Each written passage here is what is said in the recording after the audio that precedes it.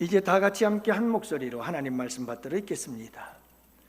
우시야 왕이 죽던 해에 내가 본즉 주께서 높이 들린 보좌에 앉으셨는데 그의 옷자락은 성전에 가득하였고 스랍들이 모시고 섰는데 각기 6날개가 있어 그 둘로는 자기의 얼굴을 가리었고 그 둘로는 자기의 발을 가리었고 그 둘로는 날며 서로 불러 이르되 거룩하다 거룩하다 거룩하다 만군의 여호와여 그의 영광이 온 땅에 충만하도다 하더라. 이같이 화답하는 자의 소리로 말미암아 문지방의 터가 요동하며 성전에 연기가 충만한지라. 그때에 내가 말하되 화로다 나여 망하게 되었도다. 나는 입술이 부정한 사람이요 나는 입술이 부정한 백성 중에 거주하면서 만군의 여호와이신 왕을 베었음이로다 하였더라. 그때에 그 스랍 중에 하나가 부젓가락으로 제단에서 잡힌 바 핀 숯을 손에 가지고 내게로 날아와서 그것을 내 입술에 대며 이르되 보라 이것이 내 입에 닿았으니 내 악이 제하여졌고 내 죄가 사하여졌느니라 하더라.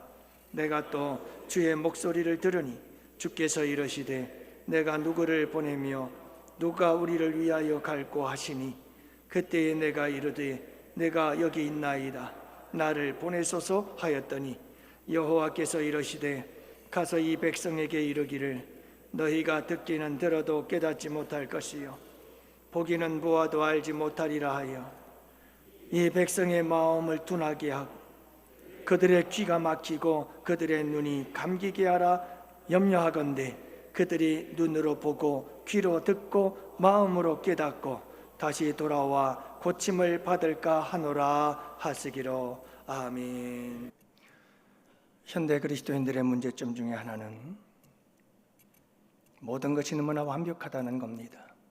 그럼에도 불구하고 주님의 임재와 감동과 감격을 잃어버린 예배를 드리고 있지는 않는가 하는 겁니다. 화려한 조명, 그리고 화려한 인테리어, 그리고 영상과 방송 시스템, 모든 것이 완벽하고 냉난방이 완벽한, 조금만 부족해도 불만과 불평이 터져나오는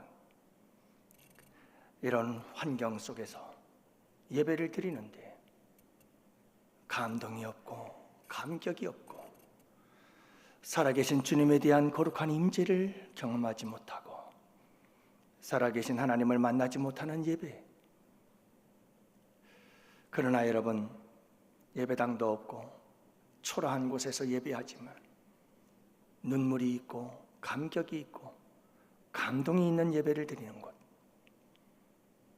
그것이 여러분 우리가 갈망해야 될 참되고 진정한 예배가 아닐까요? 여러분, 예배는 만남입니다. 하나님과의 만남입니다. 살아계신 하나님을 만나는 그 예배는 성공한 예배입니다. 하나님을 만나지 못하면 우리는 예배의 실패자가 되는 겁니다.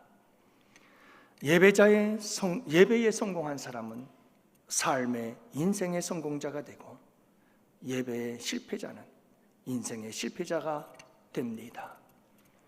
여러분, 모일 때마다 예배의 성공자가 되시고 살아계신 하나님을 만나는 복된 예배자가 되기를 축복합니다.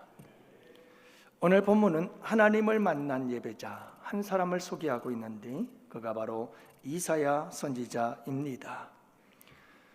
이사야 선지자는 예배 가운데 하나님의 놀라운 임재를 경험하고 살아계신 하나님을 만나게 되는데요, 그러자 그의 삶에 놀라운 변화가 일어나는 것을 보게 되어집니다. 여러분, 도대체 이사야에게 어떤 일들이 있었는지 함께 구체적으로 살펴보면서 은혜를 나누고자 합니다. 예배에 대하여 다시 한번 신선한 도전이 되기를 원하고 여러분, 예배마다 하나님의 거룩한 임재와 살아서 역사하시는 그분을 만나는 복된 성도들이 되시기를 축복합니다. 먼저 여러분, 하나님을 만나는 예배자가 되십시오. 아무리 어떤 모양으로 어떤 모습으로 우리가 예배를 드려도 하나님을 경험하고 하나님을 만나지 못한다면 그 예배는 성공적인 예배가 될 수가 없는 겁니다. 사랑하는 성도 여러분, 참된 예배는 하나님과의 만남이 있는 예배여야 합니다. 이사야 선지자를 보십시오. 천상에서 드려지는 예배를 그는 목격하게 되어집니다. 이 천상의 예배, 하늘 성전에서 드려지는 이 예배를 바라본 이사야는 이제는 그 예배의 참여자가 되어집니다. 그리고 그 예배의 주인공이 되어져 하나님의 임재를 경험하고 살아계신 하나님을 만나는 역사를 경험하게 됩니다. 여러분, 이사야가 경험한 이 하늘 성전에서의 예배는 이러했습니다. 그 광경을 이렇게 성경은 소개하고 있습니다. 우리 주님께서 빛나고 높으신 보좌 위에 앉으십니다. 성전에는 하나님의 옷자락으로 가득합니다. 천사들, 스랍들이 주님을 둘러싸고 6개의 날개로 2개의 날개는 얼굴을 가리고 2개의 날개는 팔을 가리고 2개의 날개로 날며 그들은 하나님을 찬송합니다. 거룩하다, 거룩하다, 거룩하다. 만군의 여호와여, 그의 영광이 온 땅에 충만하도다.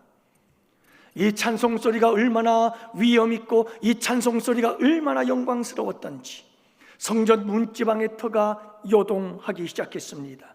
성전에는 연기가 가득하고 충만했습니다. 이것이 바로 하늘 성전에서 드려지는 거룩한 예배였고, 이사야가 보았고 이사야가 참여했고 이사야가 주인공이 되어졌던 그 거룩한 예배였습니다. 사랑하는 성도 여러분, 우리에게 이와 같은 예배가 있게 되기를 바랍니다. 예배하는 곳에 하나님이 임재하십니다. 여러분, 그곳에서 하나님을 만나는 역사가 있게 되기를 원합니다. 살아계신 하나님을 만나게 되기를 원합니다. 우리 총회 예배 모범에 보면 책자로 나와 있습니다. 그 예배 모범 모든 예식서입니다. 그리고 거기에는 예배에 대한 순서도 우리 총회가 정한 순서가 다 있습니다. 일반적으로 예배가 시작될 때 그 순서를 보면 예배 찬송이 나옵니다. 그 예배 찬송은 1장부터 시작을 합니다. 경배와 찬양들이죠. 저는 이 27장을 좋아합니다. 27장은 1년에 2번을 반드시 불렀습니다. 전반기, 후반기. 이 27장을 부를 때 제 마음은 뜨거워지고 가슴이 뜨거워졌습니다. 왜냐하면 이 27장 찬양을 부를 때마다 오늘 본문의 말씀이 자꾸 생각나는 거예요. 그리고 그 하늘의 예배가 지금 이곳에서 이루어지는 것 같은 거예요. 그래서 내 마음이 막 뜨거워져요. 보좌에 앉으신 그분께 이 찬양을 올려드릴 때 막 힘이 나게 되어 있어요. 빛나고 높은 보좌와 그 위에 앉으신, 이 찬양을 부르면 이 하늘 성전에서 드려진 그 거룩한 예배가 지금 이곳에서 드려진다고 하는 그런 상상 속에 내 가슴이 뜨거워짐을 느낄 수가 있었던 것입니다. 사랑하는 양원의 성도 여러분, 우리는 예배할 때마다 하나님의 거룩한 임재를 경험하고 살아계신 하나님을 만나는 복된 예배자들이 되시기를 바랍니다.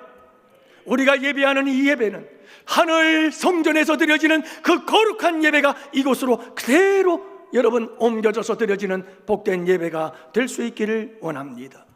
그래서 살아계신 하나님을 만나는 이 역사가 일어나는, 이 경험이 일어나는 아름다운 예배가 될 수 있기를 원합니다. 여러분, 신앙생활에서 경험은 중요합니다. 하나님의 임재를 경험하고 하나님을 만나는 이 경험은 너무너무 중요한 겁니다. 왜냐하면 여러분, 하나님을 만나고 하나님을 경험하게 되어지면 우리의 삶에 놀라운 변화의 역사들이 일어나기 때문에 그렇습니다. 여러분, 경험하면 변합니다. 여러분, 철부지 자식도 결혼해서 자식 낳아 키워보면 경험하면 철이 듭니다. 변하는 겁니다. 성장하게 됩니다. 성숙하게 되는 겁니다. 여러분, 하나님의 임재를 경험하고 하나님의 만나는 사건을 경험하게 되면 놀라운 우리의 삶의 변화의 역사가 일어나게 되는 겁니다. 이사야는 그동안 하나님에 대해서 듣고 알고는 있었습니다. 하지만 살아계신 하나님을 만난 적은 없었습니다. 그런데 오늘 본문 말씀 속에서 그는 이 예배를 통해서 살아계신 하나님을 보게 됩니다. 만나게 되고 경험하게 되어졌습니다. 하나님의 임재를 경험하고 살아계신 하나님을 만나는 사건을 경험하게 된 것입니다. 여러분, 이 사건을 통해서 이사야의 삶은 완전히 터닝 포인트가 되어 그의 삶은 새로워지고 새로운 인생을 살기 시작하게 되는 것을 보게 됩니다. 그래서 오늘 본문의 말씀을 우리는 이사야의 소명장이라고 말씀하고 있는 거죠. 그의 인생을 새롭게 변화시킨 사건은 바로 이 예배의 사건이었다는 거죠.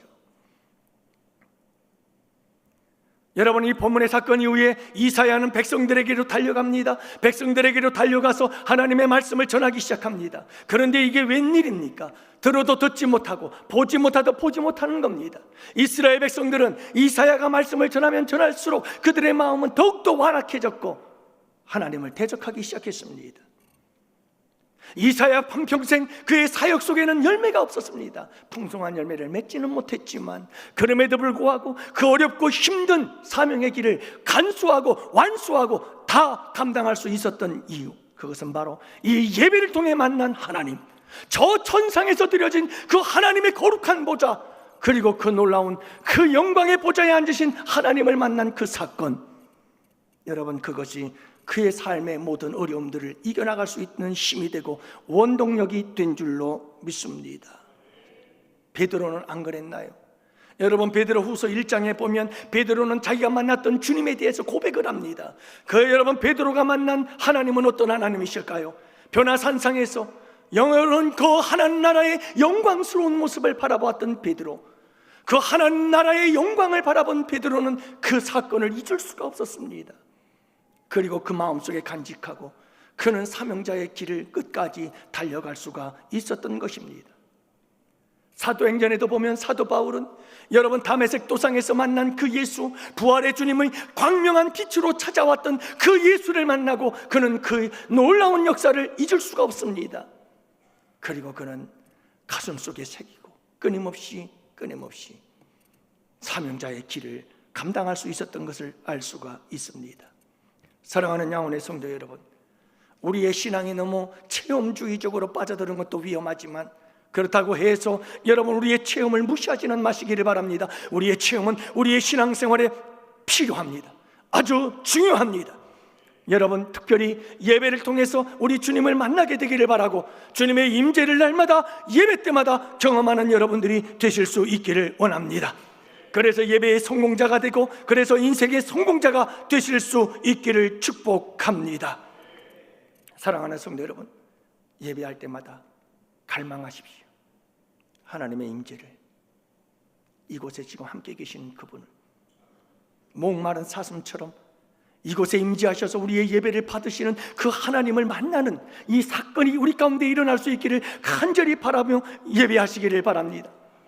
찬송을 할 때에도 여러분, 하나님의 임재를 믿으며 그 하나님의 임재를 느끼며 임재 가운데서 천사들이 주님을 찬양하는 것처럼 얼굴을 가리고 발을 가리며 여러분, 소리 높여 영광의 찬송을 올려드릴 수 있기를 원합니다.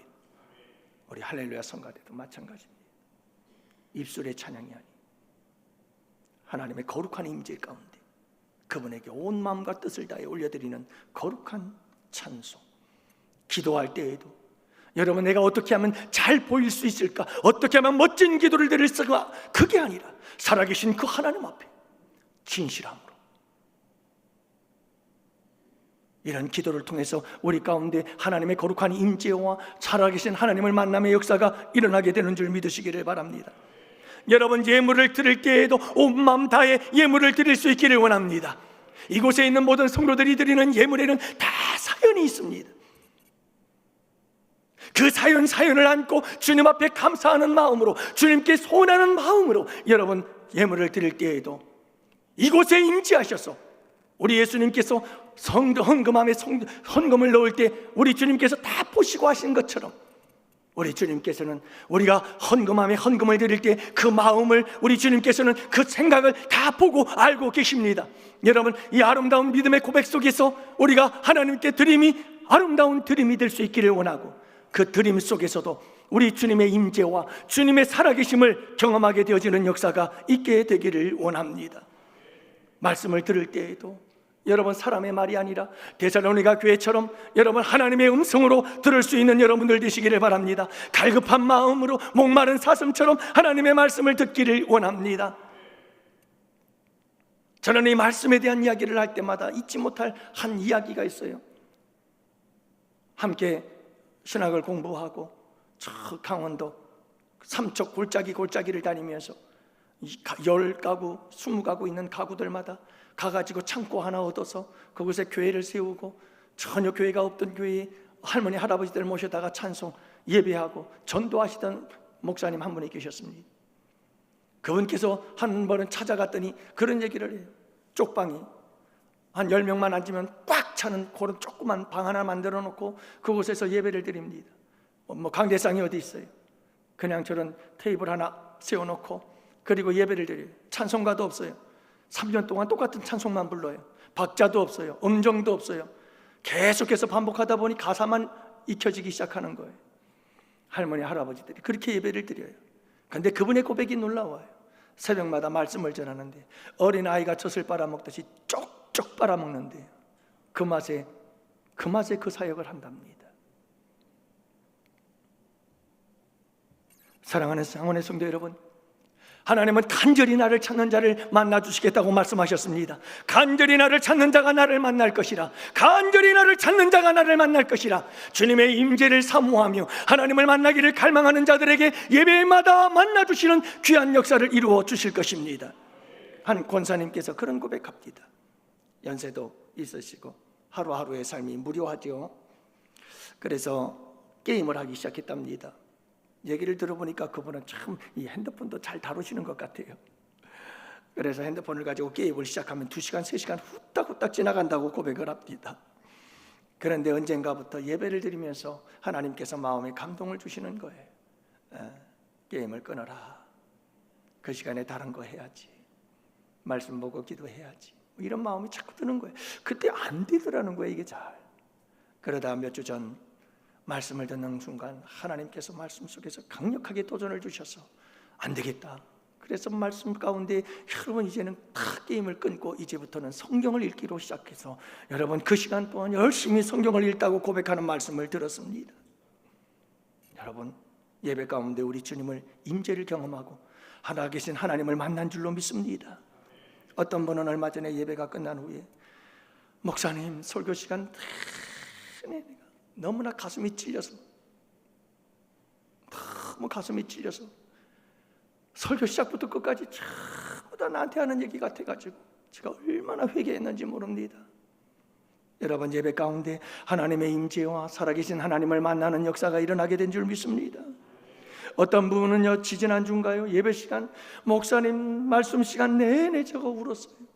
얼마나 은혜가 되고 감동이 되는지 눈물이 멈추질 않아 내내 울었습니다 라는 고백을 합니다. 사랑하는 성도 여러분 모두가 다 예배 가운데 하나님의 임재를 경험하고 하나님을 만나는 역사를 경험하게 된 줄 믿습니다.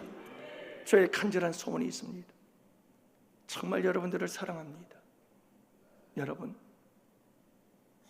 예배 시간마다 주님의 임재를 경험하시고 주님을 만나시기를 축복합니다. 이 힘든 세상, 이 험한 세상을 어떻게 이기려고 하십니까? 여러분 일주일에 1시간 드리는 이 예배 가운데, 이 예배 가운데조차서도 하나님, 살아계신 그 하나님의 임재와 살아계신 하나님을 만나는 경험이 없다면 도대체 우리가 이 세상을 어떻게 살아갈 수 있단 말입니까? 하나님의 자녀로 하나님의 백성으로 어떻게 살아갈 수가 있겠습니까? 저는 우리 양원의 성도들이 이 예배를 통해서 하나님의 임재를 경험하고 살아계신 하나님을 만나서 그래서 힘을 얻고 그래서 위로받고 그래서 치유받고 그래서 새롭게 되어지는 역사를 경험할 수 있게 되기를 원합니다. 이 세상의 모든 환난과 고난과 고통과 괴로움들을 그 믿음 붙잡고 승리할 수 있는 우리 양원의 성도들이 되시기를 주님의 이름으로 축복합니다. 두 번째로 우리가 생각해야 될 것은 여러분 이사야 선지자가 이렇게 여러분 예배를 통해서 하나님을 만나고 하나님의 임재를 경험하게 된 이 사건이 언제 일어났느냐 하는 겁니다. 어느 때에 일어났느냐 이 말입니다. 어떤 상황 속에서 여러분 주님을 만나는 이 거룩한 예배자가 될 수가 있었느냐 하는 겁니다. 오늘 본문 말씀해 보면 1절을 이렇게 시작합니다. 우시아가 왕이 죽던 해에 내가 본즉, 우시아 왕이 죽던 해라고 고백하고 있습니다. 기록하고 있는 거지요.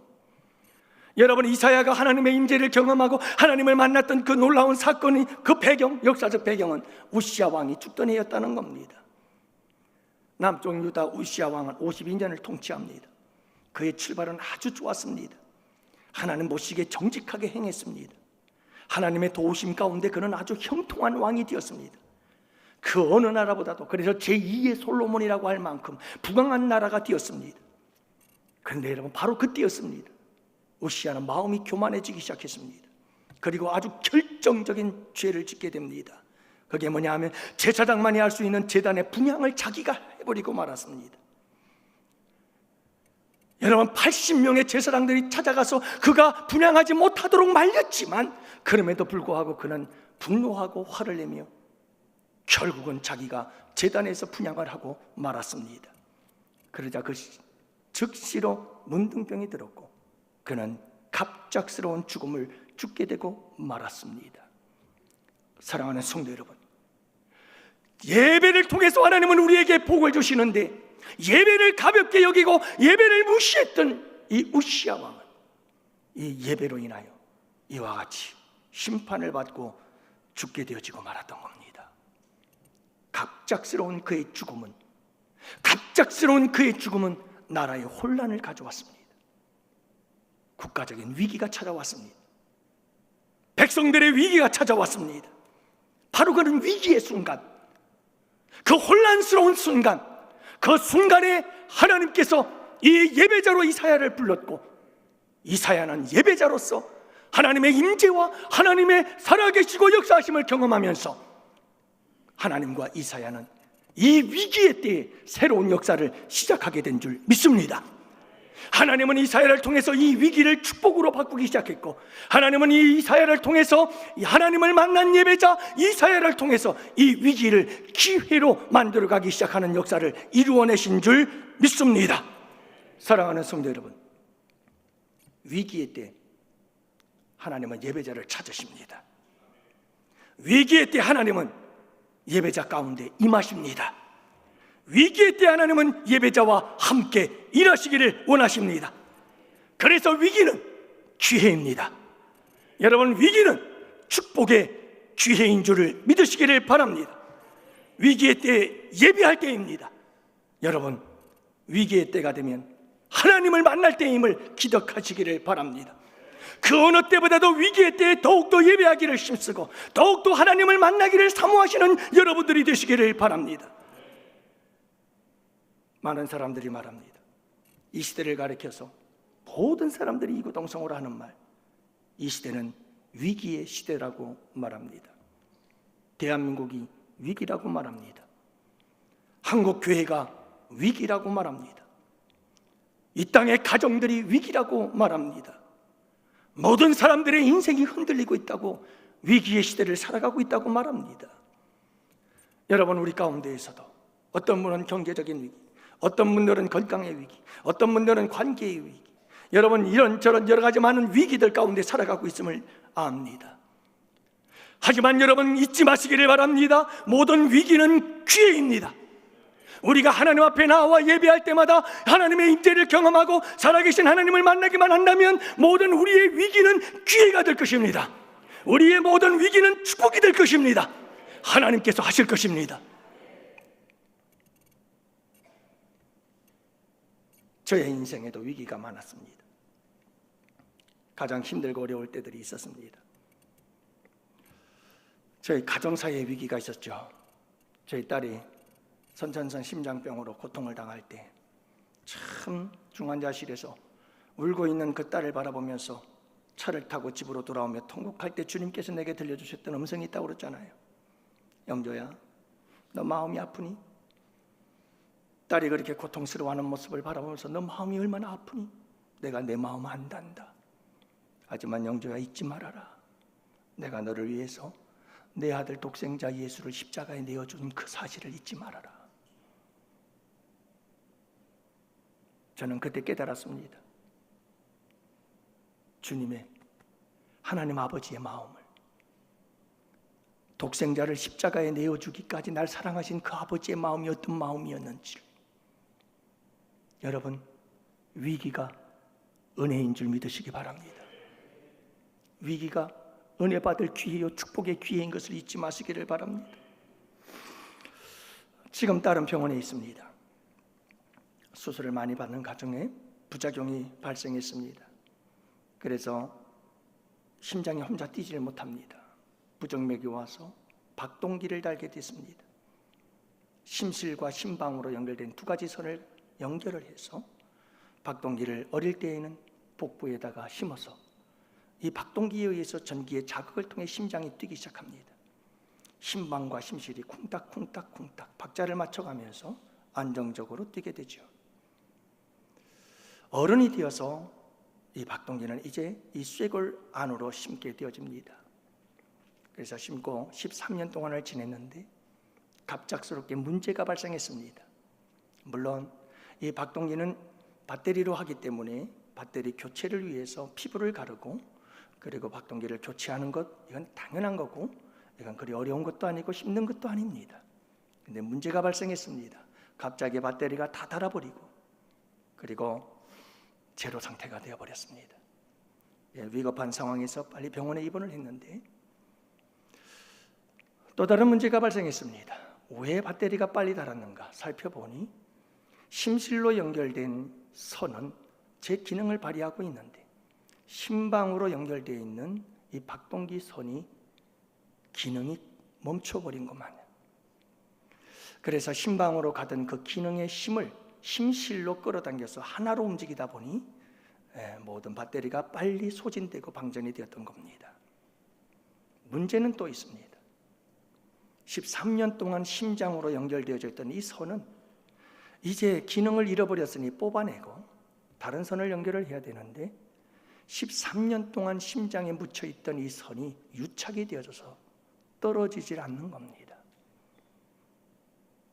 어떻게 해야 될까를 고민하고 있는데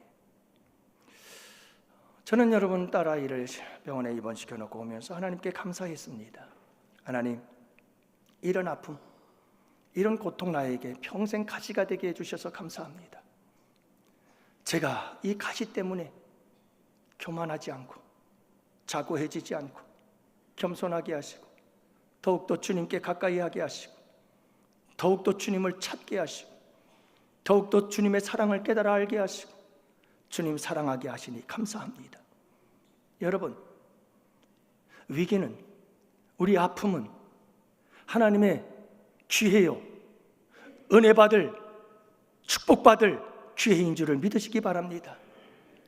여러분, 위기가 우리에게 은혜인 겁니다. 축복이 됩니다. 제가 경제적으로 많이 힘들었을 때죠. 정말 힘들었어요. 아침에 눈을 뜨고 싶지 않았습니다. 차를 운전하고 거리에 나가면 누군가가 나를 차에서 확 받아주기를 바랬어요. 그만큼 정신적인 굉장히 힘든 상태까지 갔었죠.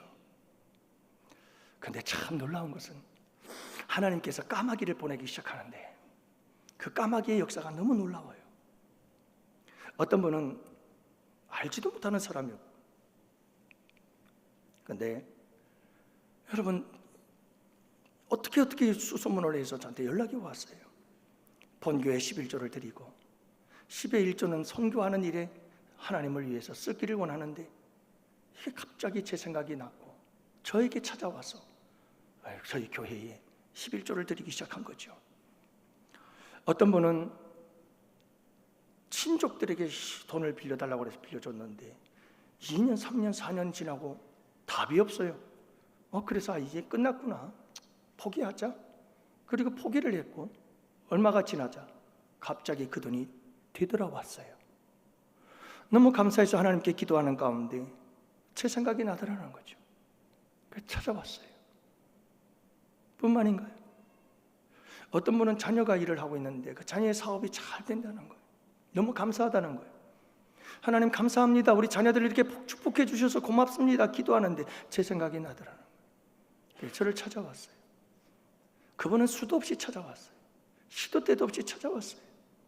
100만 원, 300만 원, 500만 원, 심지어 1000만 원. 그때마다 필요한 대로 하나님께서 까마귀들을 보내시는 거예요. 교회 재정이 너무 힘들었습니다. 한 달을 살기가 너무너무 힘들었습니다. 그런데 그때 9월 미술 교사였던 분이에요. 남편과 그리고 고대 들어갔었는데 그때 교회 다닐 당시 아들 하나. 여러분 20명 30명이 할 수 있는 11조를 한 사람이 다 해버리는 거예요.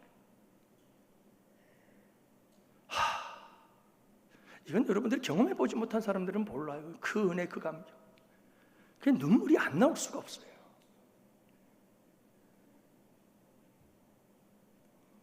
사랑하는 성도 여러분, 내가 이 고통과 고난과 이 위기의 상황에 놓여 있지 않았더라면 주님의 이런 은혜를 경험하겠어요?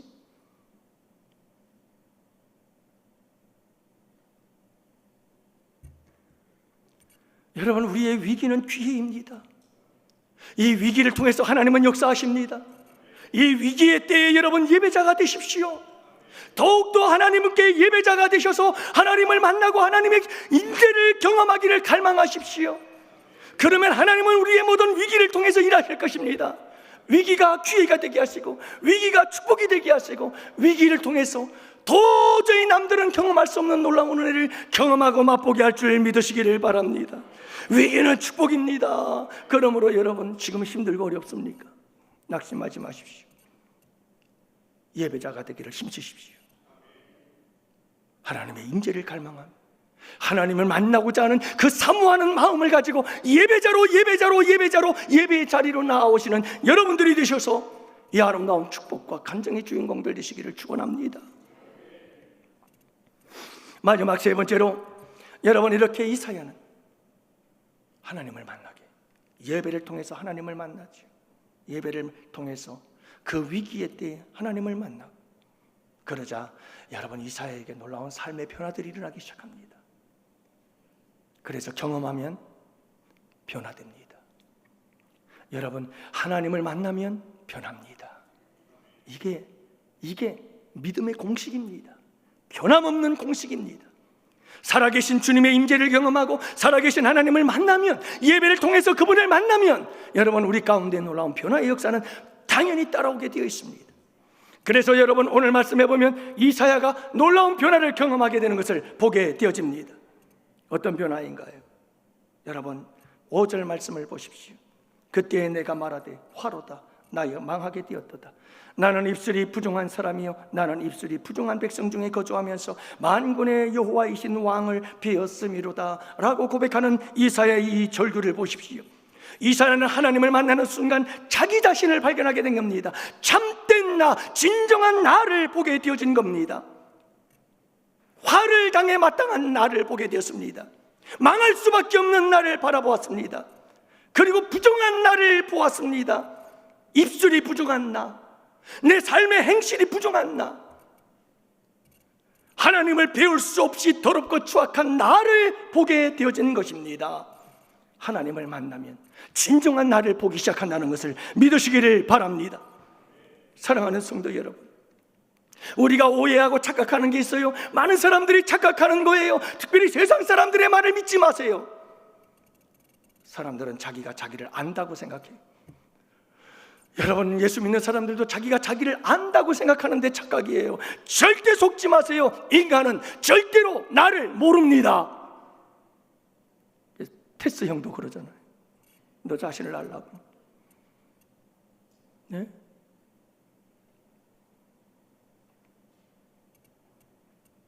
오직 하나님을 만나는 사람만이 진정한 나를 알 수 있습니다.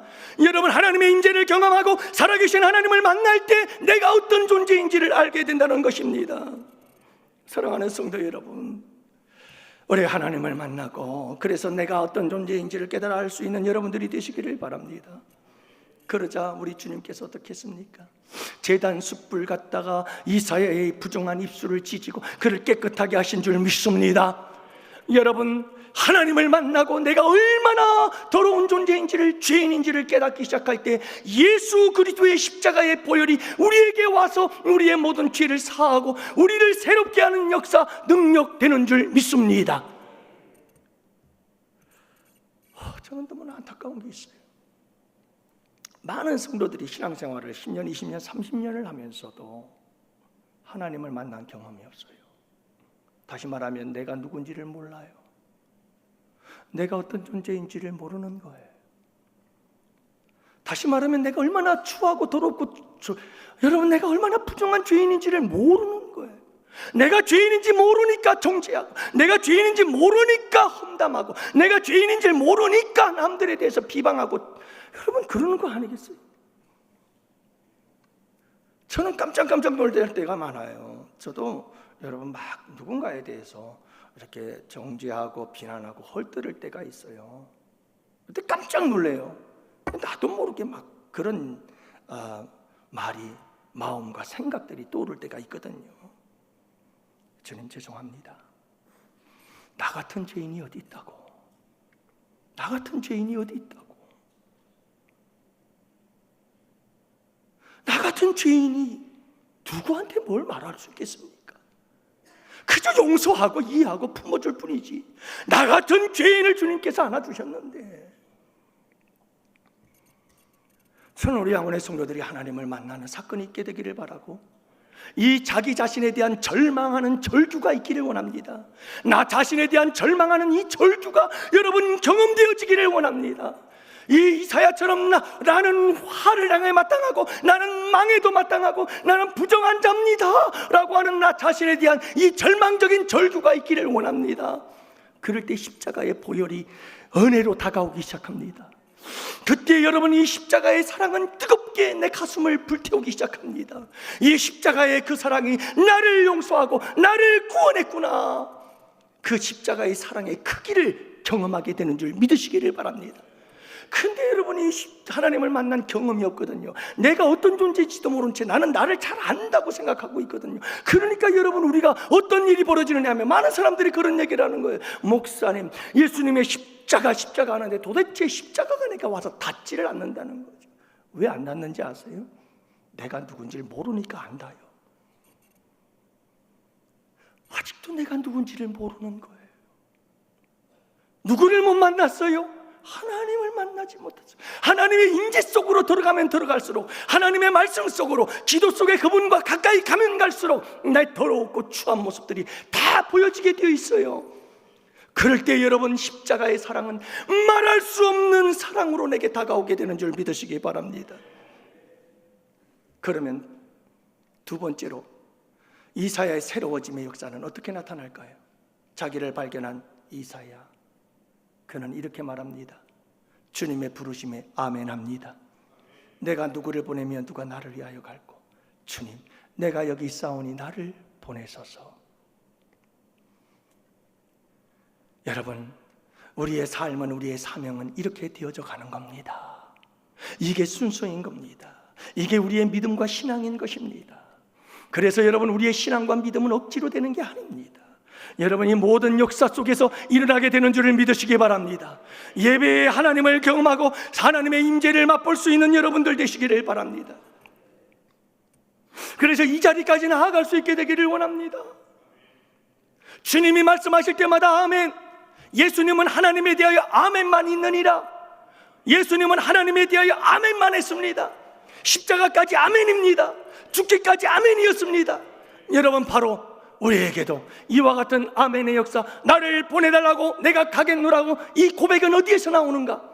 하나님을 만난 자가 나 자신에 대하여 절규할 때, 예수 그리스도의 십자가의 보혈에 그 놀라운 사랑과 능력이 내게 임할 때, 그때 비로소 우리는 주님, 내가 가겠습니다. 이 새로운 변화의 역사, 삶의 새로운 역사가 시작되는 줄 믿으시기를 바랍니다.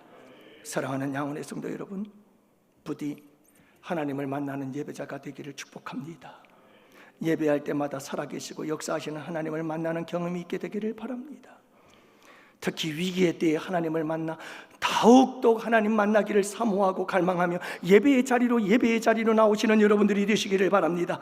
그래서 하나님을 만난 예배자가 되어 위기는 기회와 축복이 되어지고 날마다 새로워지고 거룩한 사명을 완수해 나아가는 복된 우리 양원의 성도들이 되시기를 주님의 이름으로 축복합니다. 아멘, 아멘, 아멘.